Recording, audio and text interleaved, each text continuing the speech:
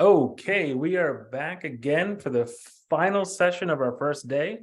So just a reminder, we're doing this all again tomorrow, starting at 11 a.m. East Coast with Julie Podwitz, and gonna be more sales and down the funnel side tomorrow. So it'll be the complement to today. So just as everybody comes in, gets settled again, our little housekeeping bits.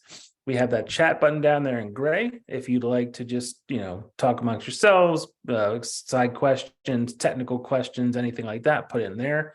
If you have a particular question for Donnie and his presentation, that can go in Q&A, and we will talk about it when we wrap up at the end.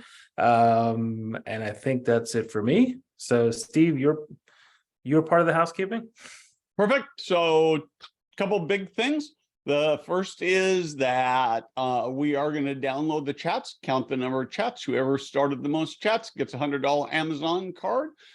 Just sort of watching it, I can see a couple of, at least 2 and maybe 3 really good candidates, but you never know until we get downloaded and do the chats. But we're excited about that. The second thing is that we will be doing we're asking you to fill out a speaker evaluation for each speaker, and I will drop the link into chat. And we'll also, when Donnie is done, we'll put up a QR code if you want to just scan it.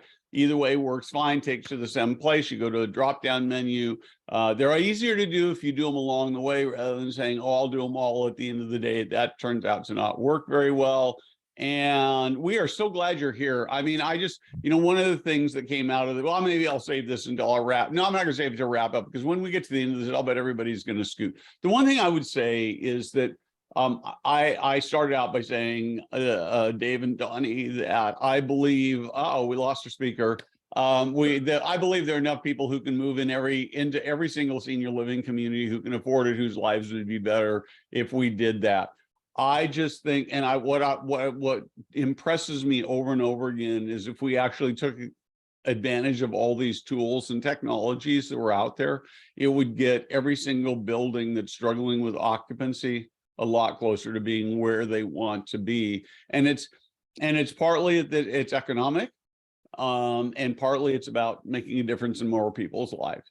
So with that, Donnie, you are up. I am going to let you introduce yourself and start your presentation.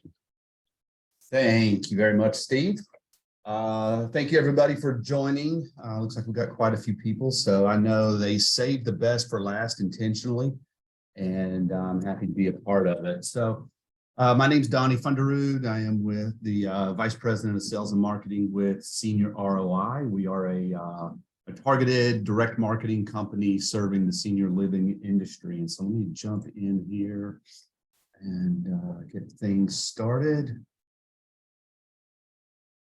So yeah, the good, the bad, and the ugly in your CRM. I thought this was a timely topic because here at SenioROI, we have finally made the commitment to a full-on investment into a CRM. And now I'm seeing all of the pitfalls that a lot of you see, and I'm having to deal with a lot of the things that you preach, we preach, and so we're going to talk about that, and we'll go from there. All right, so who's SenioROI? We'll talk a little bit about data. We'll talk about how to re-engage these records that we're going to clean up, and then how to utilize them in the sales process. So first off, SenioROI is the data and marketing partner dedicated to serving the senior living industry. We take that seriously. We want to be a partner to our clients. We want to provide solutions that help them succeed. And so we believe in providing the best data to connect your communities with integrated marketing solutions to get your message in the right hands at the right time. However, as marketers, we can only drive prospects to the sales teams. In today's world, time is money. We want that easy opportunity, the one where we don't have to work hard for a sale. the one where we can say hello, prospect answers and says, yes, I will buy what you are selling. So how many of us have moved on because an opportunity was not easy? I know I have. We're busy. We've got a lot of things going on. So we sometimes don't take the time to do the work that needs to be done. And this leads to bad habits and creates a dirty CRM. So we've all invested a lot of time and resources into our CRMs, and there are some good ones out there, some even represented here this week. But the best CRMs are only as good as the data we put into them. And like I mentioned, I can attest to this firsthand. Learning new habits, teaching new habits, where to put things is time consuming. We need it now. We have dozens of other things to do, none of which includes data entry. So it is hard to maintain data that is accessible to everyone and above all, accurate. The clean data is essential to a robust sales program. So what does dirty data look like, and how do we move to clean data? So our experience tells us 50% of the CRM data is bad. We have done a number of, or had a number of clients that we've done work on in their CRM, and it is always around 45 to 55% of bad or dirty data. So according to Salesforce, dirty or bad CRM data is a record that is irrelevant, outdated, incomplete, duplicate, or simply inaccurate. So anything that is not complete is dirty. So at SenioROI, we handle over 15 million pieces of mail each year for our clients. And so to us, dirty data consists of records that don't have an address, addresses that are vacant, they're undeliverable, there's duplicates, the individual has deceased, or they've simply moved or changed address. Dirty data looks like this. And I just took actual live data and just anonymized it, but you can kind of see we've got name, we may have some phone numbers, but we have zero address information. Now, in today's world of driving people to our websites and getting them to fill out forms, this is the common problem with that, is we're getting a name, we're getting an email address, and we're sometimes getting a phone, but we're seldom getting an address. And our sales teams, when they do communicate with these people, they're not taking the time to get those addresses. Now, when we talk about bad data, you may ask, what's the difference? Essentially nothing. Bad, dirty, it's all wrong. But bad data could be someone, the address is good, but it's irrelevant. Person's deceased. The address is good, but that individual has moved or changed address. We have a good address and contact information, but there's no demographic information, or it's just wrong.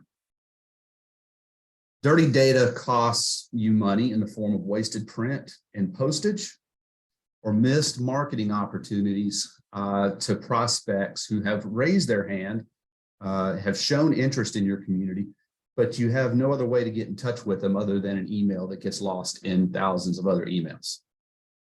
Prospects who could be interested, but we have no clear way to communicate with them.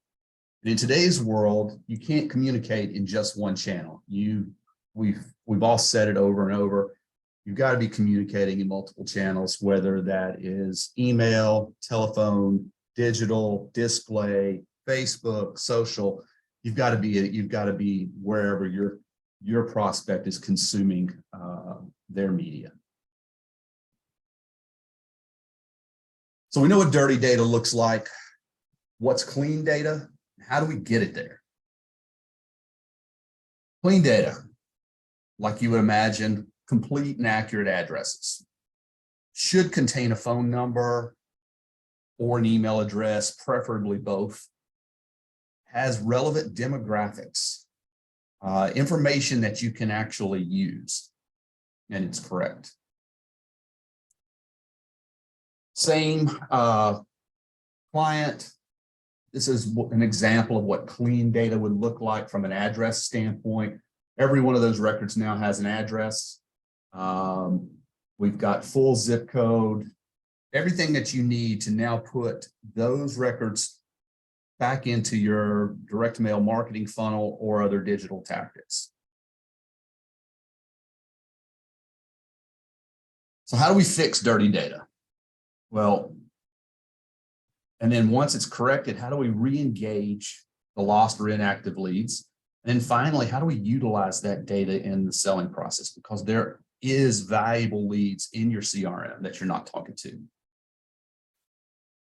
And so, we clean the data for one. We need to identify what the good and the bad addresses are. We do that through postal verification, national change of address. We take the undeliverable addresses, and if we have a name and a phone number, we find the missing address. We want to append missing demographics as well. So in order to do that, you have to have a valid postal address. So demographics like age, marital status, if there's a second and third person in the home, household income, and other financials. So it's important this information makes it back into the CRM. Now your salespeople have the information they need to build a relationship instead of interrogating your prospects.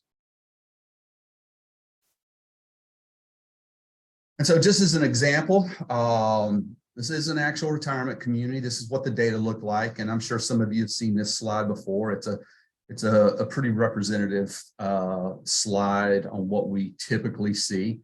8,200 records in the client's database, but only 4,200 of them were clean and mailable before we did anything. We've identified addresses that can't be delivered. We've identified addresses of people who have moved into a competitive community. The individuals who have deceased, duplicate records, just plain bad addresses and vacants. The no delivery and bad addresses are often form fills from digital leads. We seldom ask for this information, and we're not stressing the importance of it to our sales teams. Competitive, we try to identify people in your CRMs who've moved into competitive communities. There's no use to market to them if it's an entrance fee community. However, there could be some value and still useful to market to them if it's a rental. We want to identify who the deceased records are. This could trigger a widow to move into your community if they were married and the spouse passes. So we want to, keep them in the CRM or make decisions on how to speak to them in the future.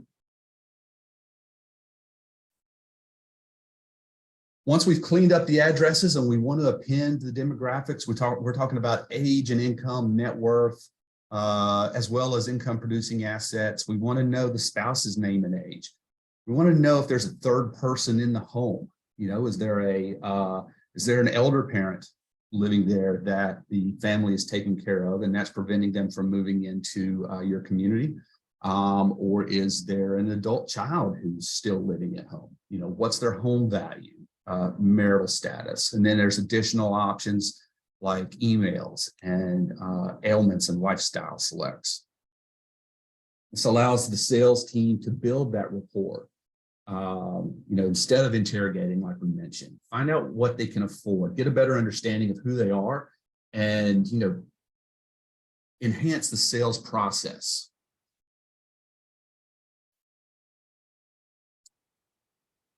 Once we've cleaned the database, once we've appended missing demographics, our company provides back a profile of what your best leads look like. You can see what your average ages are, your average financials. You can see the various different sales codes, the different financials. where they're located. You have some filtering so that you can get and do some micro targeting. So it's a process that helps us identify who our best leads are, and then be able to build marketing lists around what those best people look like.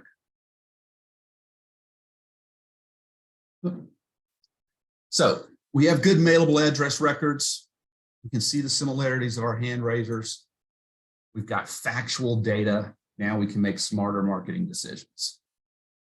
So how do we re-engage?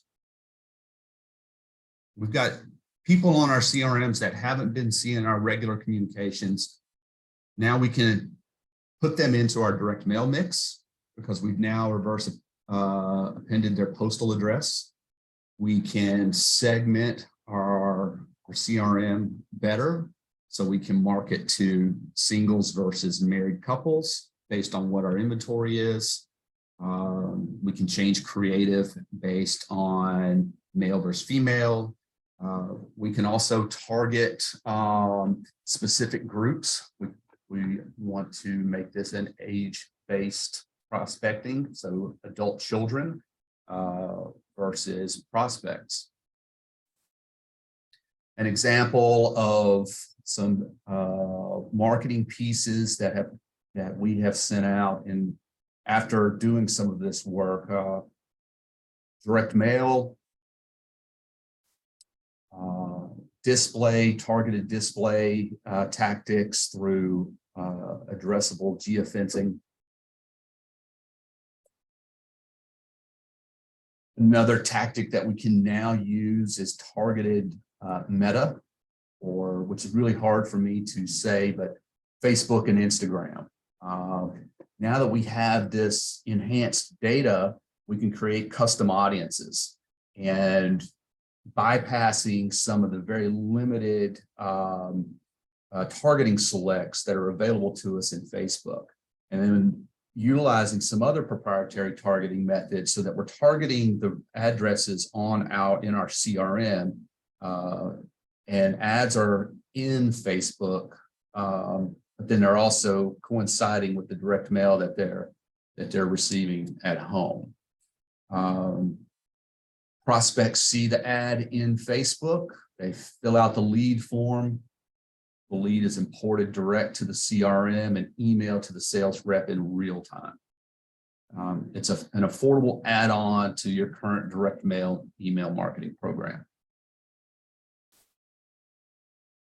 Example of a Facebook ad that would pop up in a feed.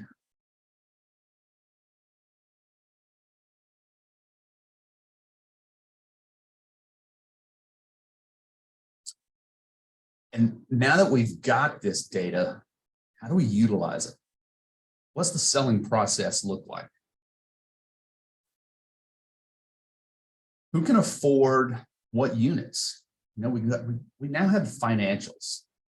So we know if someone's making or has financials of $5 million and they can afford this lavish oceanfront home, and this is the home they live in, so we know what to show them in our communities, versus someone who's modestly retired with, they have a modest net worth. We're not going to necessarily show them the top end unit. So we can align our sales process to help direct our prospects into the units they can afford. And that's what we want to show them. We can pair them up with ambassadors, people who have a similar unit to what we feel like our prospect can afford. Our appended data allows us to match them with the ambassador for luncheons, where they can get to know each other, talk about, and potentially go and take a look at their unit, and your ambassador is a part of the sales process. We match the leads for tours in luncheons with resident ambassadors that have similar financial profile. Are they single? Are they married? Can they afford the same type of unit? We can use the appended data to have a deeper conversation when you know their financials, what they can afford, and how they have their 97-year-old mother living with them or father. Why do we always go to mother? But their 97-year-old parent is living with them. How do we, now that we know this, how do we help them make these hefty decisions? And again, as we've mentioned before, big thing, rapport, not in interrogation. Our sales teams need to get to know these families. Knowing their financial situation allows them to ask the leading questions, the ability to build that rapport, understand what their likes and their dislikes are, their reasons for the decision that they're making, as opposed to how much money do you make, how much do you have in your financials, how long do you plan to live, or when do you plan to retire? These different types of closed-ended questions that can be very cold. And so it's important that your sales team is trained on how to use the data they have. It's also important to make sure you are working with a reputable partner who understands data at a high level and how to utilize it in all of your marketing efforts. As new leads come in, you must have a process to continue to update and a strategy to include the updated CRM records in your marketing. Now, a lot of the information that I shared here, there's a lot of vendors out there that can do it. And this is more to just to kind of arm you with the tools of what can be done. And certainly if there's, opportunities for SenioROI, we'd love to help. But with that, that is the end of the presentation, and certainly I'm open to questions. Awesome. Thank you, Donnie. Does anybody have questions? Go ahead and put them in the Q&A. But as I was sitting there listening to that, and we got towards the end, and I realized what a perfect segue SenioROI is from today into tomorrow, is that we've been talking about all this top of funnel, us marketing guys at the front end.